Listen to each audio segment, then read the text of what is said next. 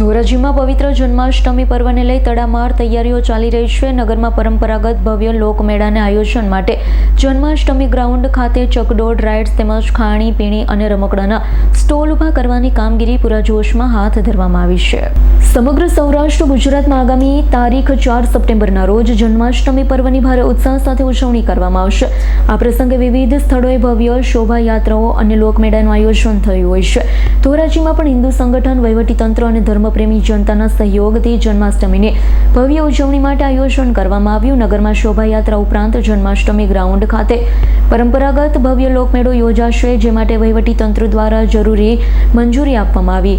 હાલ મેળાના મેદાન પર વિવિધ પ્રકારની મનોરંજક રાઇડ્સ અને ફજેત ફાળકા, ખાણીપીણીના તેમજ નાસ્તાના સ્ટોલ, બાળકોના રમકડા, વિવિધ ચીજવસ્તુઓના સ્ટોલ, તમામ વ્યવસ્થાઓ ઝડપભેર પૂર્ણ કરવામાં આવી રહી છે, જેથી નગરજનો અને આસપાસના ગ્રામ્ય વિસ્તારના લોકો સુરક્ષિત તેમજ આનંદમય વાતાવરણમાં મેળાની મોજ માણી શકે।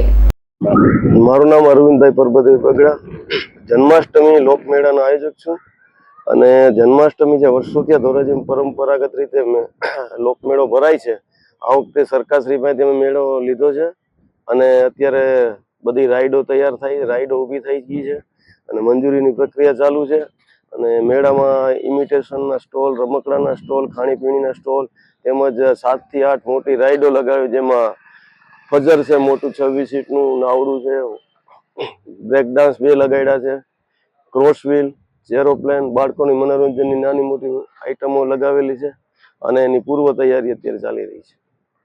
Bureau report S9 news Dhoraji. અમારી તમામ માહિતીથી અપડેટ રહેવા માટે જોડાયેલા રહો S9 ન્યૂઝ સાથે।